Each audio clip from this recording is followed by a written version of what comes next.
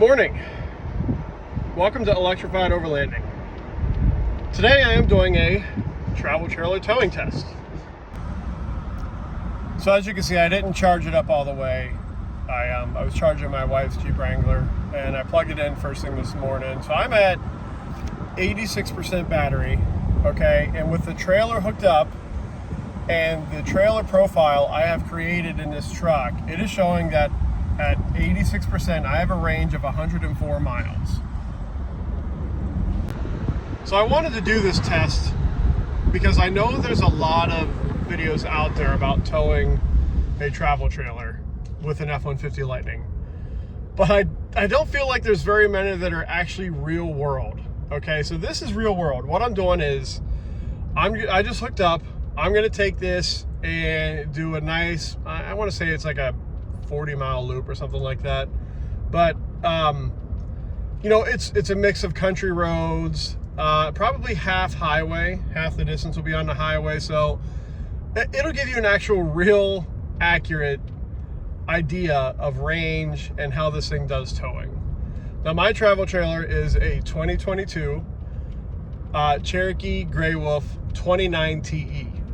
Okay, it's a great family travel trailer. My wife and my two teenage kids and our two dogs have plenty of room in there. But it's about, I weighed it, and it's about 7,000 pounds when it's loaded up with all of our gear and clothing and so forth. Now, when I go from 100%, I get an estimated 131 miles of range while towing with this truck. Okay, and again, it's a big travel trailer, it's heavy, it's 36 feet long, but it does a great job. And you do have to plan your stops, right? When you're towing, especially a large travel trailer, it doesn't go nearly as far as a full-size gas truck, okay, when towing. That's just a fact. So there's definitely pros and cons to both. So when I talk about planning and towing with an electric truck, it's, you know, you can just program your destination into the navigation system and it'll tell you where you need to stop and charge. Now the downside is you can tell it you have a trailer, but it doesn't know if they're truly trailer friendly towing sites. So I kind of came up with my own system of planning and routing when it comes to towing with this camper. I use PlugShare. It's a great app to tell you, you know, let you know where good chargers are, speeds, reviews on the chargers. I use the Tesla app so I can find Tesla stations. But then I get online and I look up these charging stations on Google Maps. So I can zoom in and see, like, am I gonna have to drop my trailer? Because the reason I do that is I want to know ahead of time, like, when I get there, am I going to have to drop my travel trailer to hook up and charge? I hope not, because that's, you know, it only takes 5 minutes, but, you know, it's just kind of a pain in the butt. So I've actually been very good and lucky this summer with this travel trailer and this truck I've only had to drop it twice on the, I think 8 times I've towed it. So that's not bad. That's not bad. So it can be done. Again, it's just planning and really doing your due diligence and your research on which way you're going, where the charging stations are, and leveraging Google Maps. Now, I've actually even called a few places to say, hey, I have a travel trailer behind me. I can't tell from the map online where the charging stations are. Is that something that I can leave my trailer hooked up? Or am I going to block anything, or am I going to have to drop it? And actually, they've been pretty helpful, everybody I've called. So like I say, it can be done. So I'm on the country roads right now. I reset my trip meter so we can see, you know, what range I'm getting and the total miles I'm going to cover in this trip. And again, I'm doing this just, I want it to be helpful. When I was looking at this truck, I just didn't feel like there were enough videos out there to help me understand what I can and cannot do with this truck, or what the limitations would be. So again, this is Electrified Overlanding, but this is my daily driver truck as well. So again, I'm just hoping this helps some people out there. So one of the benefits when towing a travel trailer, especially when you're going downhill, is you get regenerative braking. And that's where the truck actually puts energy back into the battery. Okay, so as you see, I'm going down a hill here. It's pretty flat right now. Like I said, I'm still on country roads, right? But I'm about to hit this hill, and you'll see what that looks like as far as charging the battery back up as you travel. Now, I'm sitting at 84% and 102 miles right now. Let's see when we get to the bottom of this hill if that changes. So as you can see, I'm going, 28 miles an hour down this hill, and look at the amount of regenerative braking that's happening right now. That's the green bar at the bottom left. That means it is putting energy back into the battery, which is pretty cool. So I'm coming up to the bottom of the hill, and look, we're at 85% battery now. Remember, when I started that hill, I was at 84%. So it definitely puts some energy back in the battery, which is just one of the really cool things about electric trucks. It does help you get farther when towing and just when driving in general. All right, just a quick check-in here. I'm on a 2-lane highway. Okay, as you can see, it's anywhere between 45 and 55 miles an hour. Depending on the area you're going through. But this is just a standard 2-lane country highway I'm driving through right now, and I'm getting roughly 1.4 miles per kilowatt hour over the average of the 9 miles I've gone so far. So I'll do another check-in when I get to the highway. All right, well, so we're just about to get on the highway, and as you can see, we averaged 1.3 on the way down. Now here's a cool feature I wanted to show you. Check that out. When you put your turn signal on, it turns the outside camera on so that you can see around the corner wherever you're going, or see if there's anything in your way when you're turning. It's actually a really cool feature. But I'm getting on a highway now, and this is a highway that's very hilly, so this is going to be a good accurate representation of what this truck does on the highway. So like I say, I'm at 1.2 right now, 13 miles in. I'll put my turn signal on. See that? Just turns that on so you can see what's around you as you're turning. I know it's something little, but to me that's just a really cool feature. All right, so yeah, I'm at 1.2 right now. On a highway, I usually get 1.0, so we'll see. I'll do a check-in video here in a little bit. Oh, so one thing I wanted to mention, I typically set my cruise control for towing on the highway with this big of a trailer anywhere between 60 and 63. I don't like to go over 63. Now, I will say the truck will do it no problem. From a power and stability standpoint, just my personal preference, 63 is the max I like to tow, no matter what truck or trailer I've ever had. All right, so quick update. This truck is really an incredible machine for towing. I mean, when I mentioned before I set my cruise to 63, it holds 63 no matter how big the hill is that you're going up. I mean, there's no downshifting, and if you listen, it's so quiet, right? I used to tow with an F150 5-liter 5.0, and it was a great truck, and that was a great engine. But man, when you're going up a hill with a trailer, it's loud. That thing, again, lots of power, great truck, but it is just loud. That is one of the, I would say, little things that you notice in this truck, how quiet it is and stable it is while towing, because this is, I think it's almost 7,000 pounds, right, as a truck. So, and I have a weight distribution hitch. I have the Blue Ox, and it works great. I can't complain. There's little to no sway, even when tractor trailers pass you. But the power and stability of this truck is definitely one of the huge positives when towing a trailer this size. All right, we're just coming up to the top of this really large hill, and like I said, it held 63 the entire time, but as you can see, my miles per kilowatt hour dropped down from 1.2 to 1.0. Now, I knew that was going to happen because anytime you're going on a big hill, it is definitely going to impact the range, right? It is going to drop that down. It is going to use more power. However, just like most hills, you go up one side, you got to go down the other, right? So that's where I'll gain some ground in my range per kilowatt hour. So I'll probably end up at the bottom of this, probably at like 1.1 kilowatt hour, which is great for me because I usually average 1.0. So again, the weather today is 75 degrees. It's a nice day. It's not windy. So there's another great feature when towing, and it's the camera system in this thing, right? This is a 2024 F150 Lightning Flash, and the camera system is great. You can see both sides when you want to see both sides. You can see directly behind you. You can see the hitch, you know, when you want it. Make sure everything's looking good there. It is just, again, one of those underrated features that when you're towing makes a big difference. All right, so I just got to the bottom of that hill on the other side, and I'm back to 1.1, kind of what I was thinking was going to happen.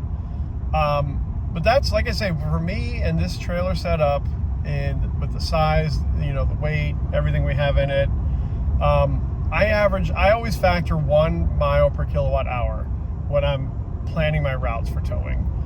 If I get there with more, hey, that's great. But at the end of the day, I never want to be short, and I always want to play it safe when towing. Also, if you're wondering, yes, I do have Rocket with me. He is, I don't know if you can see him. Rocket, he's laying in the back there. He loves going on car rides, and that's his spot. He just likes laying on the back floor. All right, so I'm just getting off the highway. I'm 32 miles in. I'm gonna stop at a Tesla charging station just to show you what it's like to hook up when you have a travel trailer behind you, or when towing any kind of vehicle or trailer with your F150 Lightning. All right, so as you can see, 32 miles in, average 1.1 miles per kilowatt hour, which again is pretty good. I won't ever complain about that. I always factor in 1.0 just to be on the safe side. But yeah, that's great. You know, 7,000 pound travel trailer. You know, it definitely hits the range, right? You don't get near the range that you do when you're not towing a travel trailer. So, you know, I don't want you to have any misconceptions out there. Now, I have heard things like, yeah, you might get 50 miles towing with an electric truck. Well, clearly that's not true, right? There's a lot of that out there. People have their own agendas they're pushing, and I'm not pushing anything. I'm just posting the truth because I had a hard time doing research when I was looking for a truck. So that's all I'm doing. I'm posting the truth on here to show you what the real world experience is like. All right, this one's gonna be a little tricky. I'm pulling in to a mall here that has Tesla charging stations. They're the level 3, which would be nice to get, you know, high-speed charging. But, you know, again, I have charged at malls before because they do typically have open areas for you to pull in with a travel trailer without having to drop. But as you can see, actually, there's a lot of Teslas here today. Yeah. So I'm gonna have to pick my spot here and figure out where I'm gonna park.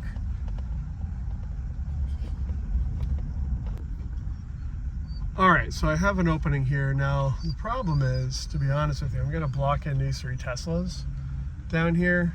That's okay, I'm not gonna stay long. I'm just gonna plug in, show you what that looks like, and then, you know, back all the way out and go. All right, so I'm here at the Tesla charging station. I got my adapter here. This is the Lectin adapter. I did not get one with my truck when I bought it. They didn't have any, so I just ordered one myself and got it. But this is what it's gonna look like plugging in and charging.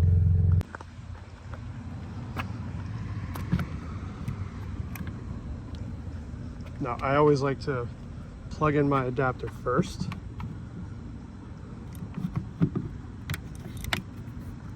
And get that nice and secure, then come over here and plug in the Tesla part of it, the Tesla charging cable. All right, so it's all plugged in, and I'm waiting for it to start flashing blue. I don't know if this one is on the plug-in charge. It should be part of it because I am set up with the Blue Oval network.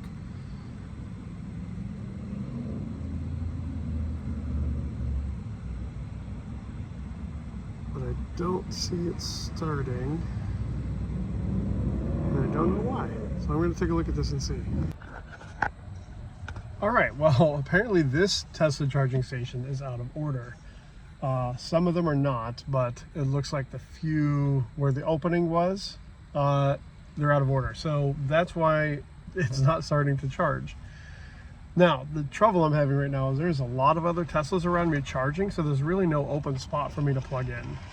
So thankfully, I don't have to charge. This was just a test to show you, but this is some things you have to worry about when you're out towing with a travel trailer in an F-150 Lightning.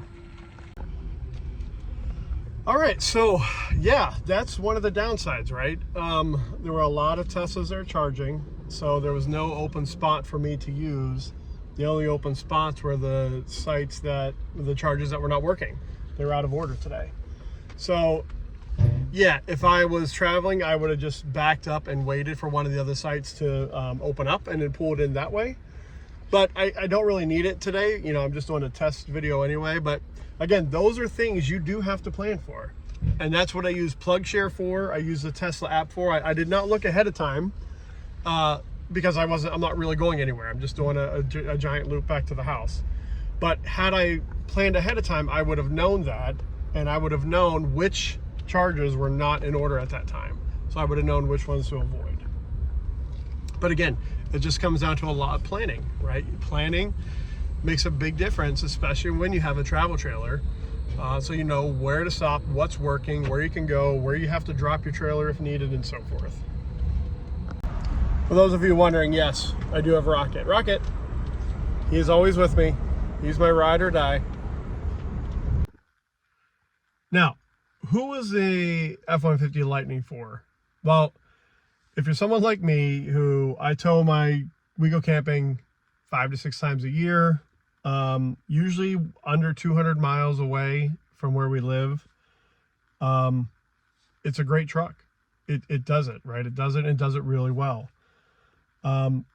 If I had to tow heavy year round and longer than 200 miles a lot or often, I don't think this truck would be for me personally, just being honest with you. As much as I love it, it's just the range is a factor, and it would be hard to tow year round long distance with an F-150 Lightning just because of the range, right? It's nothing to do with power, stability, or anything like that. It doesn't overheat. I've seen people say, oh, it overheats going up hills. No, it doesn't. As long as you're within the specs of what you're allowed to tow or what you should tow with the truck, you're fine. It doesn't overheat. I don't know what some people are talking about there. But yeah, I mean, if, you know, this is my daily driver, I can charge at home, which is huge to be able to do that. I have a level 2 charger installed at home. So, you know, every morning I wake up and I'm at 85% charge. And that's just the limit I set it for because that's all I need. And from what I've read, that's the best way to maintain battery health. I don't know. I'm just going off what people have said and what I've read about it. I'm no battery expert by any means. But it's a great truck. It does everything I need it to do, and it does it really well. I have no problem hopping in this truck and driving down, you know, to DC, Washington, DC, from where I live, which is 5.5 hours. I go to Ohio. That's where all my family's at. That's 6.5 hours away. I have no problem doing that in this truck. The truck does a great job of planning your stops. Great. So I hope this was helpful to everyone because, again, there's just a lot of misinformation out there about electric vehicles and specifically the F-150 Lightning. So yeah, again, I hope this was helpful, and I'll continue making videos. My next ones are going to be focused more on overlanding and camping. You know, I'm hoping to get a bed rack and rooftop tent. I definitely have to get tires for this before I really get some gnarly roads. But yeah, so if you like everything I'm doing, you know, please stay, subscribe, like my videos. It helps me. I'm not doing this to make money. I'm doing this for fun and to help people. So thanks. Take care.